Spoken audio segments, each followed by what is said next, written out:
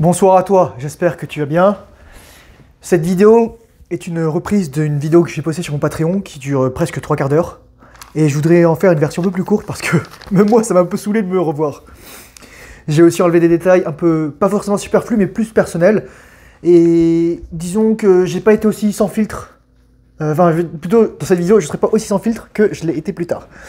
J'ai donc lu ce livre, cet excellent livre, donc Jake Parker en fait c'est le nom d'écrivain de plume de Taous Merakchi, qui est une franco-kabylienne, très intéressant. Et j'ai adoré ce livre en fait, il traînait dans ma bibliothèque, et moi parfois, quand je me fais chier, je prends un livre dans ma bibliothèque et je le lis en une journée.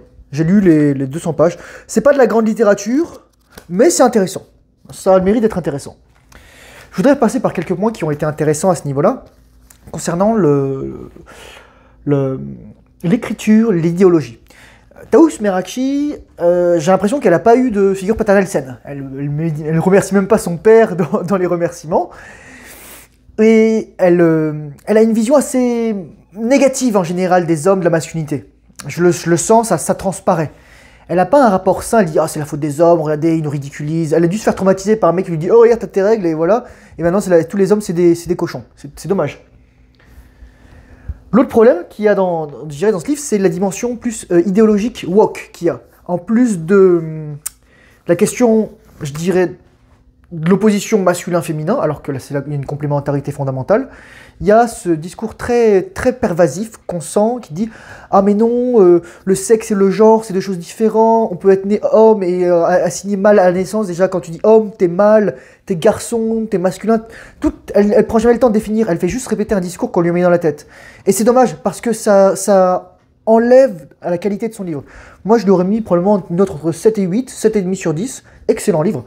J'ai appris beaucoup de choses et on va bien rigoler. Les règles, c'est quoi?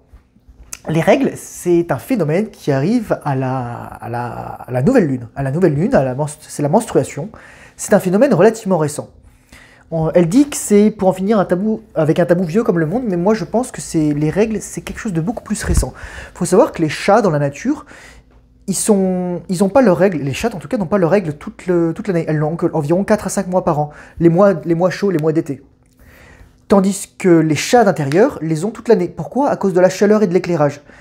Donc il y a deux choses qu'il faut prendre en compte, c'est que si nous sommes calqués potentiellement sur les chats, ce qui est très tangible comme hypothèse, c'est que nos ancêtres avant l'agriculture, donc il y a 10 000, 12 000, 15 000 ans, et avant la domestication du feu il y a 400 000 ans, elles n'avaient pas leurs règles tout le temps, parce qu'en plus forcément aussi on jeûnait.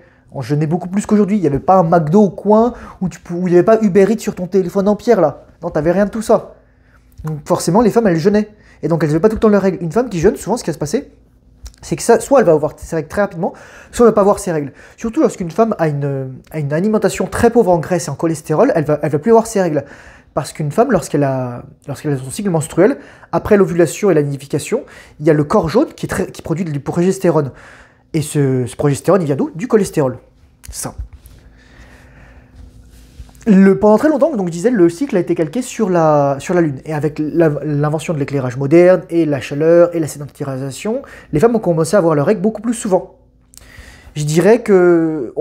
moi, je pense probablement, les règles telles qu'on les connaît aujourd'hui, c'est... Allez, il y a peut-être 3000, 4000, 5000, 6000 ans, 8000 ans, 10 000 ans maximum.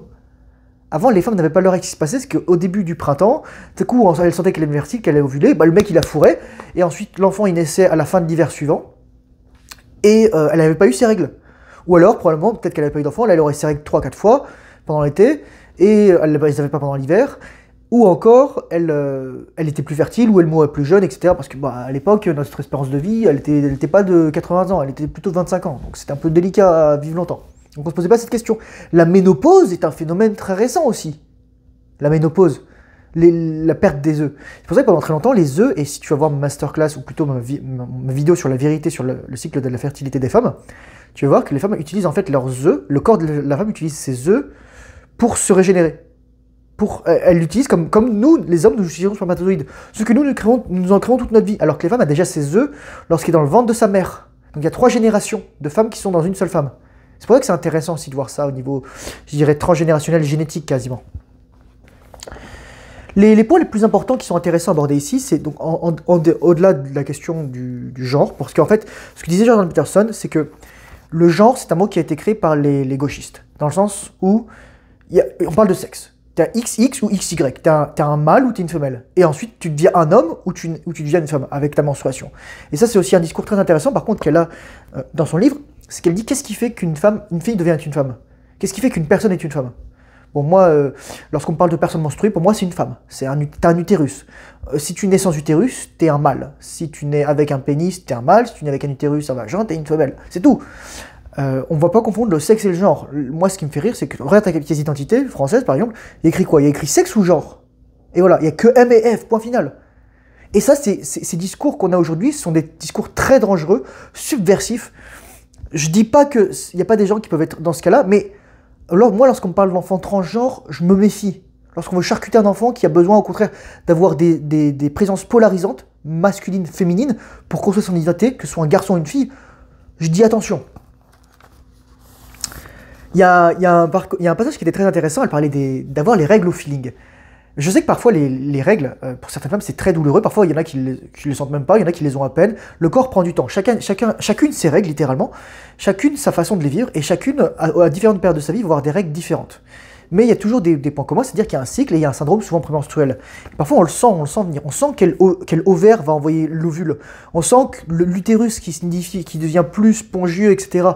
On sent l'endomètre qui s'épaissit. Et certaines femmes peuvent savoir quand est-ce qu'elles auront leurs règles et finalement se préparer pour ça. Bon, même si c'est un peu délicat. On parle aussi beaucoup de protection. Elle parle des tampons. Faut savoir ce qu'ils mettent dans les tampons. Je mettrai un documentaire et ils mettent souvent des conneries dedans, des grosses cochonneries. Si j'oublie, dites-le moi, mais j'avais vu un truc, ça s'appelle Enquête Investigation. Mais c'est pas que du coton, c'est problématique le tampon. Moi, franchement, si j'ai une fille, je lui dirais mets des serviettes et je t'achète des sous-vêtements qui vont le bien, quoi. Et c'est important, ça aussi, d'avoir une communication saine et un discours sain.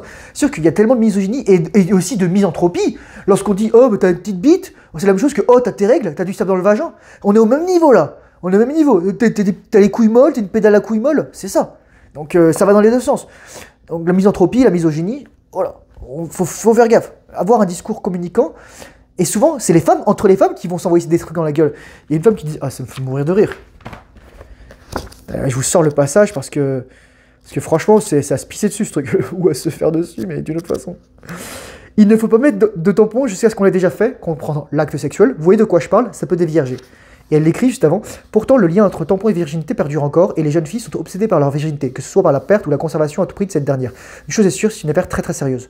Pour la plupart d'entre elles, il faut attendre le premier rapport sexuel pour passer au tampon. En fait, là, elle dit « Je ne suis plus vierge et je ne comprends pas l'intérêt de la virginité ». La virginité, comme je le dis souvent dans mes vidéos, c'est que la femme est un canon de verre émotionnel, relationnel et génétique. C'est-à-dire qu'elle va être marquée par les hommes, à la fois d'un point de vue aurique, de l'aura, de la vibration, mais aussi d'un point de vue des microchimères. Et c'est pas pour rien que je ferai une vidéo spécialement, je pense, pour l'avortement aussi, parce que ça va exploser. Je regarderai les chiffres, mais j'en parlerai d'une vision plus philosophique. Les règles, c'est un tabou parce que souvent on va dire que le sang est impur. Je crois que c'est sourate. Alors, je crois qu'il y a le site là. Je vais pas dire de bêtises. J'aime pas dire des bêtises.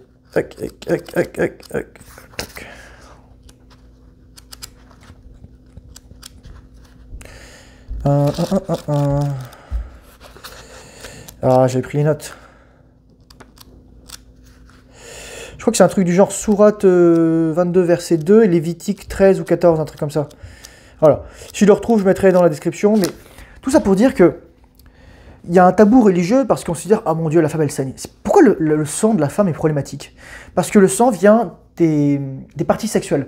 C'est sûr que lorsqu'il y a des pubs de rouleaux de PQ, c'est chiant, littéralement.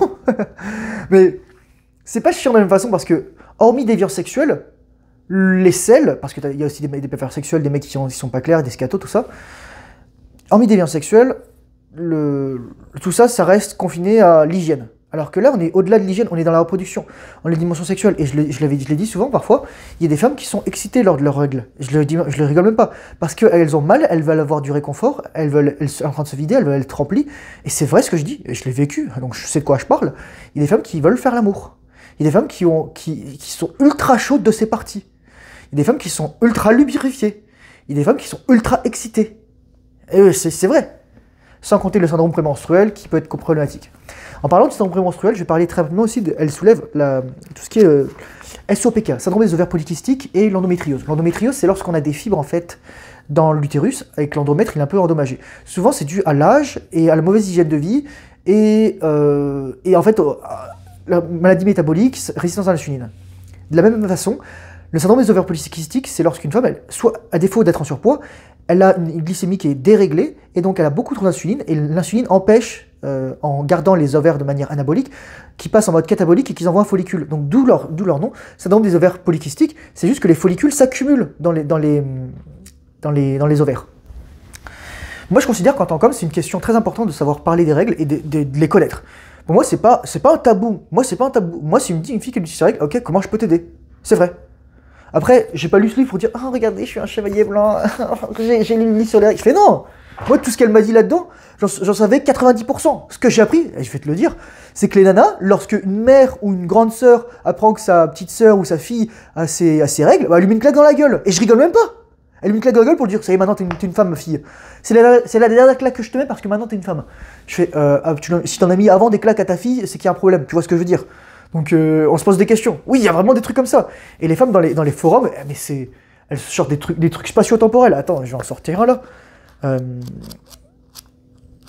Ah ouais, attends, c'est où? Tac, tac, tac.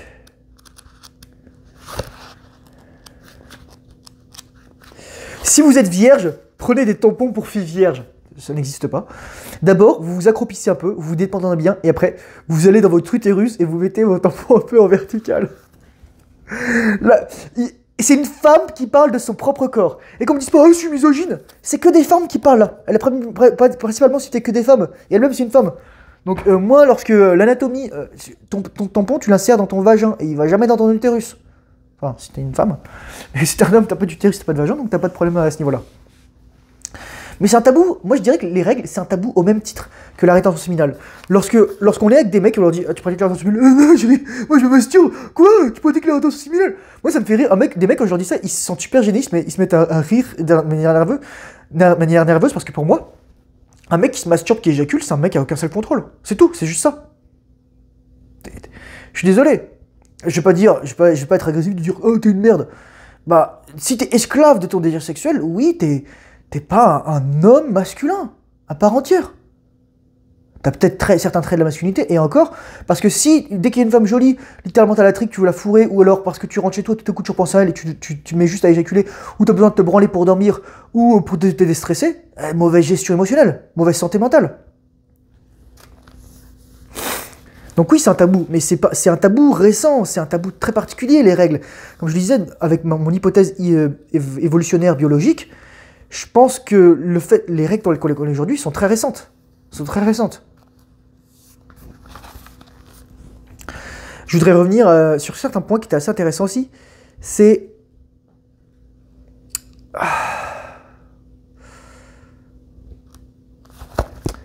Elle parle souvent de la question de la responsabilité. Et c'est vrai, je pense que la responsabilité vient des deux côtés. C'est-à-dire les hommes doivent s'éduquer, mais aussi les femmes. Et il y a autant de manque d'éducation chez les hommes que chez les femmes à propos de différents sujets. Qu'on parle de la rétention séminale, des pratiques sexuelles, qu'on parle de la virginité, qu'on parle des règles. Moi, je te dis, si t'as une fille ou si t'as une femme, déjà, c'est important que tu connaisses son cycle. Je mettrai une vidéo du docteur Mindy Pelz. C'est important que tu connaisses son cycle. Va voir mes vidéos sur la vérité, sur la virginité du cycle, sur la fertilité des femmes. C'est important que tu connaisses ça. Les ragnagnas, c'est super important. C'est juste un signe. Et donc, le problème, principalement, c'est qu'elle dit un dernier élément que je vais soulever ici. Elle dit que oui, les règles empêchent les femmes de grimper, de monter socialement. Mais une femme a le statut social de son homme, que tu le veuilles ou non. Une femme sans homme, et oui, alors ça c'est le vrai tabou, c'est qu'une femme sans homme, elle a rarement un statut social élevé, d'elle-même. On se demande pourquoi elle n'a pas réussi à garder un homme. Une femme, elle est complémentaire avec l'homme. C'est l'homme qui apporte le statut, et la femme, elle apporte la dimension, l'intelligence sociale. Une femme, ce n'est pas un homme. Elle n'a pas à faire des études, à grimper dans la hiérarchie de compétences et de dominance. Elle n'a pas à devenir médecin pour impressionner un homme. Un homme se fiche, contrefiche du statut d'une femme. Pour une femme de haut statut ou de haute valeur, c'est quoi pour un homme? C'est une femme qui a su préserver sa virginité, sa féminité, qui a eu une famille saine, qui a un père qui est masculin, une mère qui est féminine, des parents polarisés, des relations saines, des frères qui sont masculins, qui la protègent, des sœurs qui sont féminines, avec qui elle peut parler. C'est juste ça. C'est tout con. C'est qui est jeune encore, qui a compris les règles, qui s'est éduqué. Et je dis pas qu'elle doit avoir un master, etc. Le but, c'est qu'elle soit intelligente sur elle-même, qu'elle se comprenne, qu'elle se connaisse. Rares sont les personnes aujourd'hui qui se connaissent. Et ce livre en est la preuve. Ce livre en est doublement la preuve parce que beaucoup de femmes ne connaissent pas leurs règles, il suffit de voir les témoignages qu'il y a dedans, mais elle-même, Taoush Merakchi, elle comprend pas que son discours est pollué. J'ajouterai un dernier élément.